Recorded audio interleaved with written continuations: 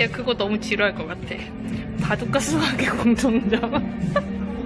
야, 내가 그 바둑은 왜 여자랑 남자랑 따로 하나요? 막 이런 거. 아, 그거는 일단 흥미가 있어.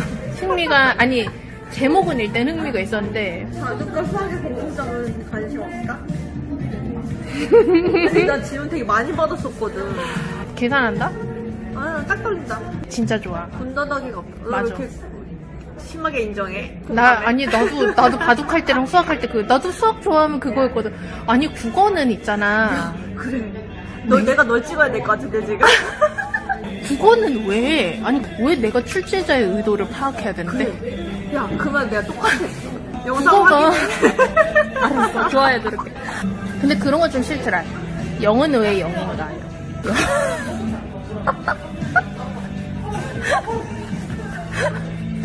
진리를 탐구하는 학문이라 그래. 종교 하나 세울까? 바둑교? 은교. 은교, 도은교. 야, 디오, 맞네, 바둑을 주십시오, 여러분. 이름 잘 지었다. 영생할 수 없지만 우리가. 야, 여기다가 그거 올려. 약 빨고 찍는 영상. 바둑을 공부함으로써 영생을 이제 여러분 안녕하세요, 도은교입니다. 오늘 제가 오랫동안 아껴왔던 콘텐츠를 한번 만들어 보려고 하는데요.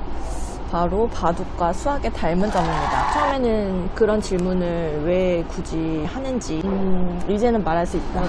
뷰티풀 마인드라고 영화를 보신 분들은 아실 텐데요. 거기 이제 주인공인 존 내쉬가 여자를 처음 좋아해 봐가지고 어떻게 할지 모르는데 굉장히 단도직입적으로 자기 마음을 표현을 하는 장면이 나와요. 그때 존 내쉬가 이렇게 뭐라고 하니까 따귀를 한 대 맞았죠. 따귀를 맞았습니다.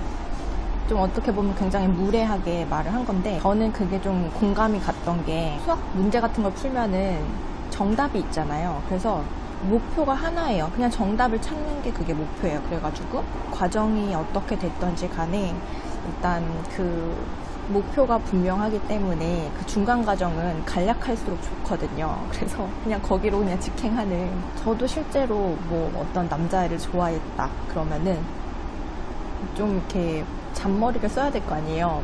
뭐 근처에 가서 얼쩡거린다든지 뭐 몰라 어떻게 뭐 좀 간접적으로 기회를 봐서 좀 적당한 타이밍에 아니면은 뭐 그 남자애가 나한테 고백을 하게끔 뭐 유도를 하거나 그런 게 있어야 되는데 저는 그냥 내가 쟤를 좋아하는 것 같아. 그러면은 한번 말을 해서 쟤도 좋으면은 사귀고 아니면 말지 이런 게 있었어요. 그래가지고 뭐 하여간 좀 사고방식이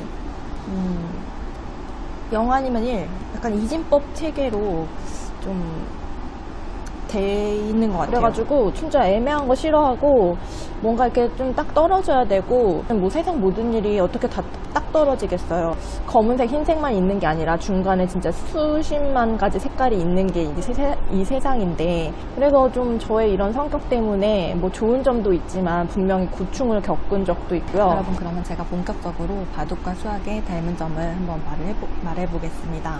일단 첫 번째는요. 굉장히 깔끔해요. 딱 떨어져요. 바둑은 이기거나 지거나 둘 중에 하나죠. 그래서 뭐 관상위에서 집이 많은 사람이 이기는 거기 때문에 제3자가 개입할 필요가 없죠. 그래서 정정당당하게 승부를 겨룰 수 있다. 다른 뭐 스포츠, 예술 분야 같은 경우는 주관적인 심사위원회 어떤 견해가 들어가야 되면 뭐 소위 말하는 좀 비리가 있을 수도 있고 또 내가 내 딴에는 잘했는데 뭔가 평가를 그렇게 받지 못했을 때 내 스스로 인정하지 못하고 좀 억울한 그런 면이 있을 수 있잖아요. 그런데 바둑은 그런 게 없다는 거죠. 수학도 정답이 딱 하나로 떨어지잖아요. 풀이 과정은 뭐 두세 개 있을 수 있지만 정답은 딱 하나입니다. 그래가지고 제가 고등학교 다닐 때 시험이 끝났어요. 중간고사가 끝났어요. 근데 교무실에 국어 선생님 뒤에 애들이 줄을 쫙 서 있는 거예요. 걔네들은 그 자기가 쓴 정답이 맞았다고 생각해. 아니 국어는 나도 저거 이과였잖아. 야, 그래. 국어는 왜? 아니 국어는 내가 읽고 내가 느낀 거를 표현을 하면 되는 건데 그래. 왜 내가 출제자의 의도를 파악해야 되는데? 그래. 아니 이상이 무슨 생각했는지 출제자가 알게 뭐야. 근데 내가 이상의 시를 왜 네가 무슨 의미로 썼는지 어떻게 아는데? 모르지. 이렇게도 해석할 수 있고 저렇게도 해석할 수 있잖아요. 예를 들면은 그런 데 있어서 논란의 여지가 있을 수 있다는 거죠. 굉장히 정직하고 깨끗하고 또 거짓말하지 않는, 내가 내 실수로 졌을 때 누구를 탓하겠어요. 그런 면에 있어서 바둑을 두고 수학을 공부를 하면 정직한 그런 걸 추구하게 되니까 굉장히 인성 교육적인 측면에서도 저는 좋은 것 같아요. 제가 두 번째로 꼽은 공통점은 바로 정답은 하나지만 찾아가는 그 길은 여러 가지라는 거, 사고의 자유를 준다는 거, 그거를 이렇게 보면은 장점으로 꼽을 수 있을 것 같아요. 그리고 또 바둑도 마찬가지로 집을 많이 만드는 게임이기 때문에 추구하는 바는 명확하죠. 어떻게 보면 이기는 거를 목표로 한다면 추구하는 바는 한 가지이지만 그 과정에서 내가 뭐 이런 포석을 쓸 수도 있고 저런 정석을 선택할 수도 있고 그 길은 정말 무한대에 가깝기 때문에 어떤 그런 길을 찾아가는 그 과정에서 어떤 즐거움을 느낄 수 있는 게, 제가 세 번째로 꼽은 공통점은 바로 이건 좀 철학적일 수가 있는데요. 바로 아무것도 아닌 동시에 전부일 수 있다. 요거를 들고 싶어요.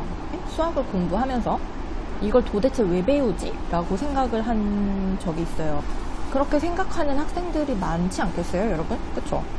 왜냐면은 뭐 국어 같은 경우는 굉장히 다양한 어떤 이야기들이 나오고 그런 거를 이제 읽으면서 뭐 견문을 넓히고 뭐 인문학적 지식 이런 거를 키운다, 그런 의미가 있다고 하면, 또 영어 같은 경우는 당장 나가서 써먹을 수가 있죠. 그쵸? 그리고 뭐 체육은 뭐 건강을 길러주고, 다른 과목들은 눈에 보이는 어떤 교육의 목표가 있었다고 하면 저는 수학은 모르겠는 거예요. 근데 제일 중요한 과목이래. 되게 좀 모순되지 않아요, 여러분? 고등학교 때인가? 한번 교과서 맨 앞장에 무슨 뭐 성산대교, 양화대교 같은 걸 다리 같은 다리 사진이 있었어요. 그래서 수학책 맨 앞 표지에 이 다리가 왜 있나 싶었는데 이 다리를 만드는데 수학이 쓰인다는 거야. 그래가지고 아, 그렇구나. 그런 만큼 이렇게 손에 잡히거나 눈에 당장 보이지는 않지만 수학이 이 세상의 어떤 모든 것을 어떻게 보면 포함하고 있기 때문에 그런 게 더 눈에 안 보이는 게 아닌가. 여러분, 바둑도 마찬가지예요. 사실 바둑이랑 세상이랑 뭔 상관이 있겠어요. 바둑 몰라도 세상 사는데 아무런 걸림돌이 되지 않고, 바둑을 도대체 왜 두냐, 뭐 게임이라고 하기에는 좀 뭔가 좀 가볍다 그러면은 바둑을 도대체 왜 두느냐라고 또 질문을 할 수가 있잖아요. 그런데 바둑도 수학과 마찬가지로 이런 세상의 이치를 담고 있어서 충분히 이렇게 탐구하는 재미를 이렇게 내포하고 있거든요. 그리고 또 세상을 이렇게 다 담고 있다 보니까 재밌는 게 뭐냐면은 바둑이나 수학이나 만국 공통의 언어예요. 그냥 그 자체로. 그러니까 그거죠. 세상을 다 담고 있기 때문에 이 안에 굳이 그거를 다른 말로 설명할 필요가 없다. 여러분, 제가 마지막으로 꼽은 바둑과 수학의 공통점은 바로 변하지 않는 가치가 있다, 불변의 진리가 있다 라는 점을 꼽고 싶어요. 그러니까 순수 학문이죠. 시대의 어떤 그런 영향을 받지 않는 그 자체 고유 학문이라는 건데, 시간은 시대라고 할 수가 있겠고, 장소라는 거는 뭐 아까 제가 말씀드렸지만 어떤 나라라든지 어디서든지 수학은 수학인 거예요. 그리고 바둑은 5,000년의 역사가 있지만 그런 시대가 지금 시대에서도 그때 통하던 언어, 바둑이라는 언어가 지금도 통하고, 또 그때 고수들은 지금도 역시 고수고, 그때 고수들을 내가 타임머신을 타고 가서 만났을 때 원활한 대화가 될 거고, 그런 게 굉장히 매력 있는 것 같아요. 제가 사실 15년 동안 바둑계를 떠나 있다가 돌아왔어요. 바둑의 그런 절대 불변의 가치가 없었다면 제가 이렇게 당당하게 돌아올 수 있었을까 저는 그런 생각이 들어요. 만약에 제가 뭐 다른 어떤 시대에 따라서 어떤 가치가 변하는 어떤 그런 종목의 선수였다면 과연 이렇게 15년이라는 갭을 제가 메울 수 있을까? 아니면 다른 제3자가 개입을 해야 되는 그런 거였다면 제가 제 능력으로는 또 이렇게 보여줄 수 없는 부분도 있었을 거고 그런 면에서 굉장히 감사하게 생각합니다. 진짜로. 제가 좀 추상적으로 설명을 했을 수도 있는데 두 개가 상당히 닮아 있더라. 여러분 재밌게 봐주셨는지 모르겠는데요. 저는 또 다음 시간에 재밌는 바둑 썰을 가지고 돌아오겠습니다. 여러분 시청해주셔서 고맙습니다. You always